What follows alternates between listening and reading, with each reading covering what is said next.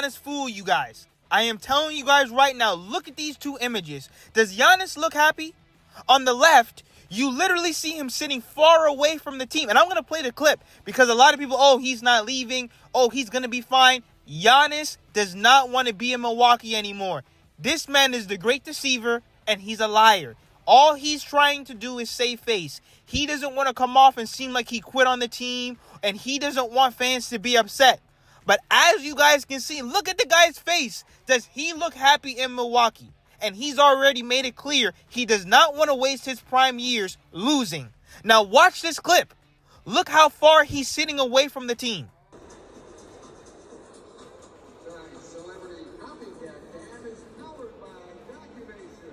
Now please correct me if I'm wrong. Once we start seeing players sitting far away from the huddle, they're at the end of the bench, they're not listening to the plays that the coach are trying to draw up, they're not listening to their teammates, you're pretty much gone. Like I said, I'm expecting Giannis within the next 1 to 2 weeks to call for a trade or demand a trade, whatever you guys want to call it. But he's out of Milwaukee. He's definitely not staying there long term. Nobody wants Bobby Portis. Nobody wants Kyle Kuzma. And all they have is a 2031 first-round pick. At the end of the day, they can't fix anything in Milwaukee. They don't have the assets. Once the Damian Lillard thing didn't work out, that door was closed. There's a lot of NBA reporters that are saying the Miami Heat can get Ja Morant and Giannis. Brent Siegel says Miami could get Giannis if they acquired Ja Morant. It's worth noting that Miami has serious interest there because they wouldn't go all out for Morant. You could still have the leverage in the offseason to then open a door to pursue Giannis with guys like Andrew Wiggins, Khalil Ware, draft picks, and I think there's a realistic path to getting Ja Morant. I think that it's worth noting that Miami has serious interest there, especially because they wouldn't have to go all out for Morant. You could give up those assets like we mentioned. Maybe you do give up Jovic or a guy like Jaime Jaquez, and you could still have leverage in the offseason to then open the door and pursue Giannis with guys like Andrew Wiggins, Khalil Ware, draft picks there that you still have if you're the Heat. So I think that there's a realistic path to them getting John. Joe Molnax from Locked On Grizzlies on what Memphis should look for and believes the Miami Heat are in position to acquire both Giannis and Ja Morant. That Giannis is the big prize. And it's very possible that the Heat can get both Morant and Giannis. I think that they have enough. It's barely enough, but I think they have enough. For Miami, they're going to have to walk the line of making sure they don't go past that Giannis threshold. Like Ware, for example. I would love Ware to be in this conversation. He's not in this conversation because the Heat don't have enough first to attract Milwaukee. So what are you going to have to do? You're going to have to give up your best prospect, and that's Ware, right? So he's going to have to be in the Giannis trade. So when you look at the Heat and you look at what Memphis needs, in the absence of that top flight prospect, in the absence of multiple firsts, I think that you lean into the expiring contracts to help clean up your books so that you can become a Washington Wizards, Oklahoma City-esque. Look at us. We have all this cap space. Send us your best contracts, and we'll take picks for it. Now, could Ja Morant and Giannis come to the Miami Heat? Is that possible? Absolutely. Do I think it's realistic? I don't think so. But that is exactly why the Miami Heat have been holding off on Ja Morant, in my opinion. They've been watching Giannis. The fans were booing Giannis. Giannis was booing them back. He's sitting at the end of the bench. He's frowning. He's upset. He's not listening to the coach or his teammates. The writing is on the wall. We've all seen this before with Jimmy, with Ja, with a bunch of other players that when they were about to get traded, they were not messing with the team at the time. So now Vince Goodwill says, I don't think I'm breaking news here, but in the middle of the whole Jimmy Butler saga last year, one name that multiple league sources had brought up to me was, hey, you might want to check on Ja Morant and Miami. Let's get into the video. Breaking news here.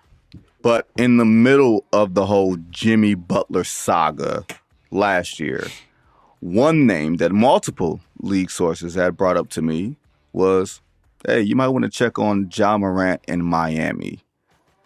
And I didn't understand like the iterations of it. And I was like, this is going to be a really complicated trade, A, because of Jimmy's extension, B, because of Ja's long money, and there was iterations of Ja and Desmond Bane being shipped out, which sounds like it could be. Now, people are going to say, well, why do you want Ja Morant? We don't need a trade. Keep the young guys. This team needs to change.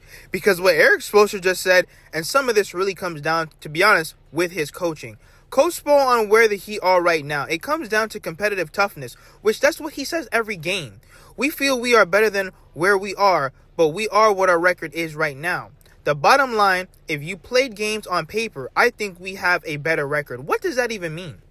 Because at the end of the day, we've been in the play-in tournament, 2, 3, 4, 5 years in a row at this point, and I'm tired of it. We are constantly losing games that we should be winning. At this point, like I said, Powell, Tyler, Bam, Wiggins, they've all had their moments, but at the end of the day, it's been a failure for the regular season. If it was 50-50, they usually came up with those.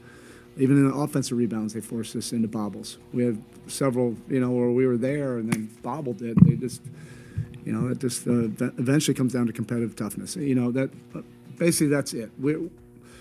We feel like we're better than where we are, but we are what our record is right now. That's the bottom line. If you played games on paper, I think right now we would have a better record, but that's not the case, right? Something needs to change with this Miami Heat team. They are constantly inconsistent, and something has to change immediately. Mark Steen, there's an update on the Miami Heat and John Morant trade rumors. It's hard to pinpoint clear-cut suitors. Miami, we know, is interested. There have been some dialogue between the teams. How far it's actually gone, I imagine the Miami Heat just try to steal him for expirings. I don't know how far the Heat would be willing to go as far as draft capital and young players to put into an offer. We don't know with Miami. Whenever there's a star player available, they will at the very least investigate it. The issue is I'm not giving up much for Morant because they don't want him and he doesn't want to be there. So we're already doing you a favor. He has 2 years left on his deal, and it's a 50-50 shot on whether he's going to work out with us or not. We are taking on all the risk. Now, obviously, they can get better deals because if we're going to offer just Terry Rozier, Fontecchio, what are you really getting out of that? They're really pretty much just giving him away. How bad do they want to get rid of John Morant? And what are they really looking for? I know they're saying first-round picks. You guys did, bro. Trae Young didn't even go for a first-round pick. Once again, we are taking on all the risk when it comes to John Morant, but I'm willing to take that on. This Miami Heat team needs to shake up ASAP. I don't care what anyone says. I am tired of the play-in tournament. I am tired of losing games that we should win. Let's go Heat.